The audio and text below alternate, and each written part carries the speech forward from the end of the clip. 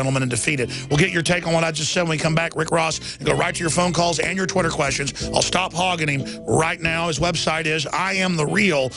We're on the march. The Empire's on the run. Alex Jones and the GCN Radio Network.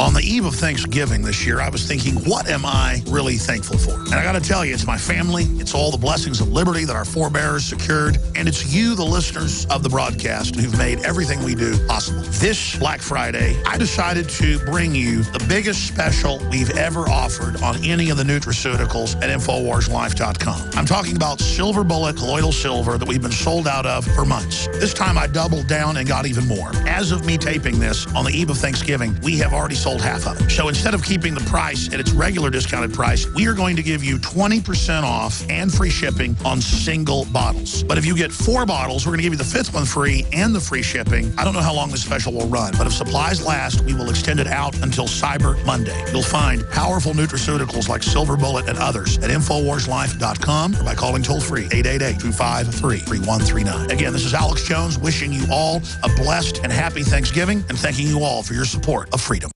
The government's Department of Homeland Security is buying up loads of ammo. At the same time, they're restricting civilians' rights to own and purchase firearms. Can you put 2 and 2 together? Infidel Body Armor can stop every round, including hollow points and .308 sniper rounds, is reasonably priced and fully legal. But for how long? Go to InfidelBodyArmor.com, spelled I-N-F-I-D-E-L, bodyarmor.com. Infidel Body Armor. Just won't quit. The average person's life is filled with unexpected challenges.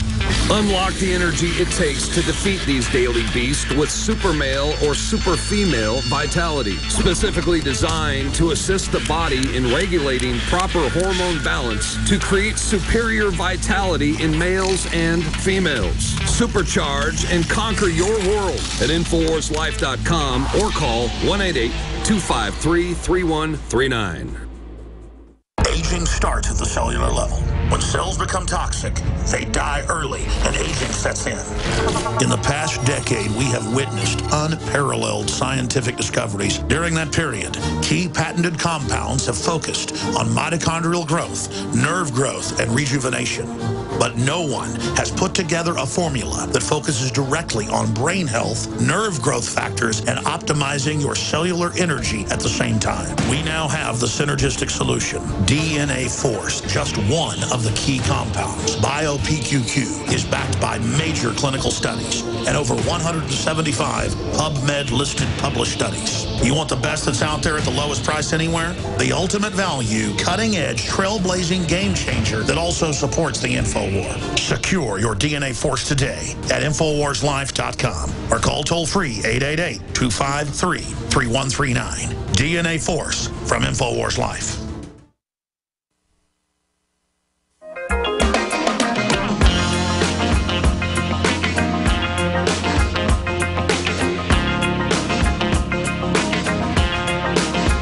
Live from Austin, Texas, broadcasting worldwide, it's Alex Jones. Rick Ross is our guest. We're going to go to your phone calls here in just a moment. There was one other point we got talking about fluoride in the water. What was the other point you wanted to make, you were saying?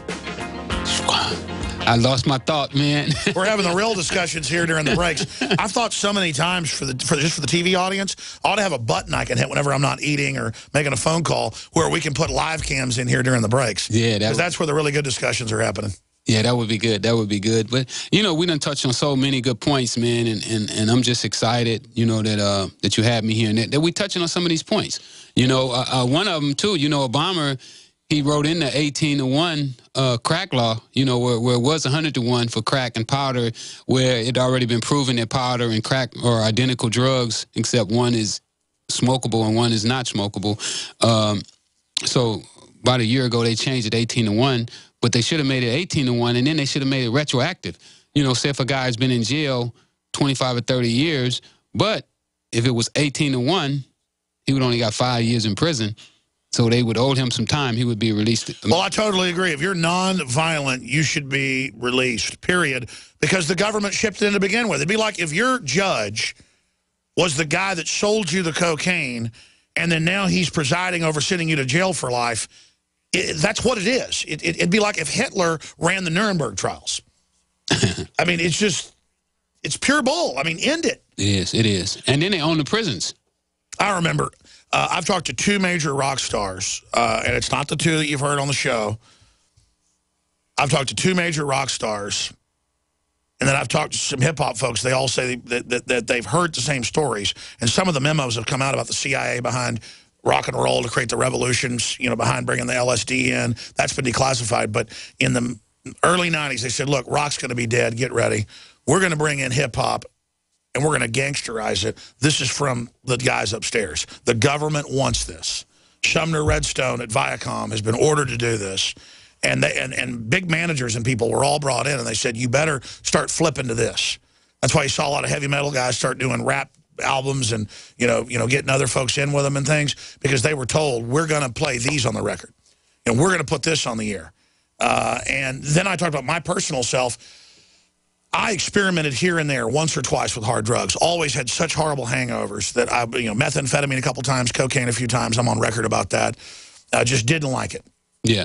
I've always been a nicotine alcohol type guy, and that I've transcended pretty much as well. Don't even smoke cigars anymore because I always get back on cigarettes when I do. But long story short, Sheriff McWhorter, who later got busted, he was flying drugs into the Rockwall Airport. We lived in the richest county in Texas, right outside Dallas, Rockwall on the Lake. And I would be at affluent people's houses for a party when their parents are out of town. You know, the cheerleader down the street's having a party. All the 14-year-olds are over there.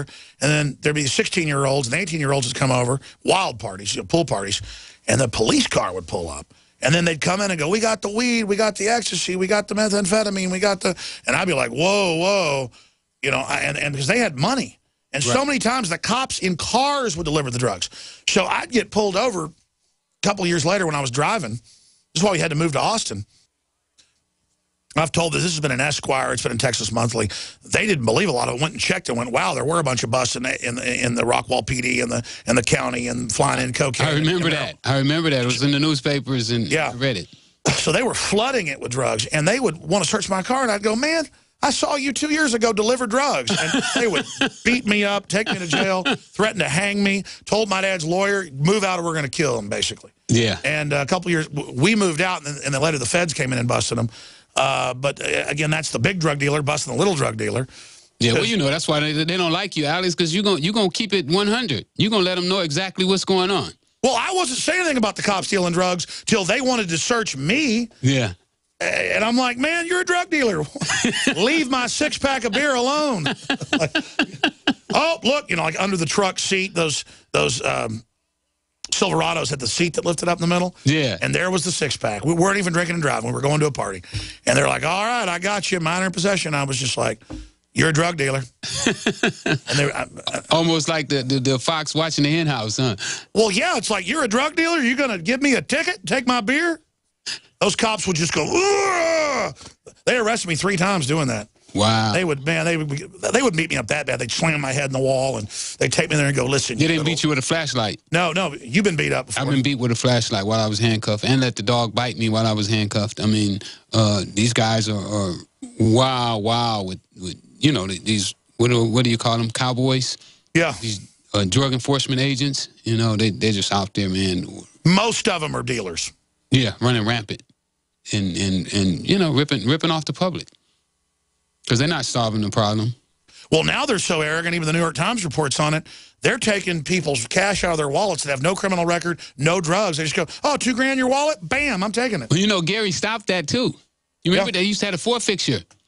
Remember the forfeiture law? He got it kicked out of the states, yeah. He made them change their forfeiture laws. You know, before they could pull you over and say they found a joint in your car, and they could take your car and forfeit it. When you go to court and the court throw your case out and you never go to jail or never found guilty. He did get it reformed, but now they came back where the feds federalized it, and they do it now through the police. But Gary did do so much. Let's go to these calls here. Folks, get his book. It's available right now at InfoWarsStore.com, or you can go to FreewayRick.com or IamTheRealRickRoss.com and get the book, Rick Ross, The Untold Autobiography, and give it to the young people in your life, especially any that are getting on drugs. Donnie McClure asked the question on Twitter, can you elaborate on the rapper Rick Ross and how he stole your image? I think you already answered that. And do you like his music? Do you like his music? I do. I do. You can't help it. I mean, they have a formula that they're doing with this music. And you know, our heart beats off of a rhythm. So they manipulate us, yeah. Absolutely. So, and then you hear the music, if you turn on the radio, and I don't really listen to the radio and I like it, you know, because you can't help but hear this music everywhere you go. You know, you're on the elevator, you hear it. You're in the supermarket, you're riding down the street and somebody else is playing in the car. Well, that's what makes me mad is my kids can't help but like it. Absolutely. And if the message was good, it'd be great, but it's weaponized. The message is bad. Yeah, it's not motivation, uplifting, you know, telling that you can be somebody special and that you are special no matter what situation. No, it's like you got to be a gangster, slinging the rock, the hose, the, you know. You got it. Yeah. Rick Ross, did you do any business with the CIA? Well, that's a silly question. Not knowingly. Yeah, they had an intermediary between you and them. Yeah. Danilo Blandon, the CIA operative, is what they call it. He's not an agent, but he's an operative. It's a membrane. Do you know Henry Hill was or ever met Henry Hill? And if so, how much of a piece of bleep was he? I don't even know who that is. No, me either. Never heard of it. All right. We've got more Twitter questions coming in. We're going to go to calls. MKT says, what was your first major purchase after making all your drug money?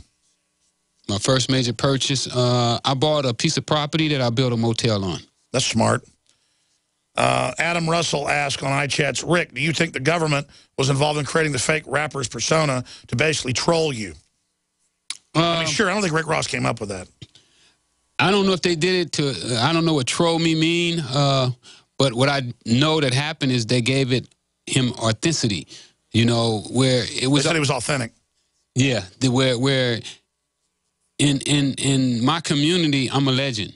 You know, people's mothers and fathers had talked about me, so it had already been ingrained in people that Rick Ross was something. And so when the name came out, people automatically liked that name because they looked at me as almost like a Robin Hood. Well, Rick Ross rolls off the tongue. It sounds cool. Yeah, so when they did him, he already had love for the community. The community already had love for him. I don't know if you know who Freddie Fox is, but Freddie Fox told me one time, he was like, man, when I heard that Rick Ross was performing in New York, I went to the show. And when I got to the show, I see this guy, and I was like, that ain't none of my man. You know, so they already had a love for Rick Ross. And what he did is he got that love that the streets had for me, you know, because I was a gangster. I was out there in the streets, and that's what they wanted. And he fitted that role. So,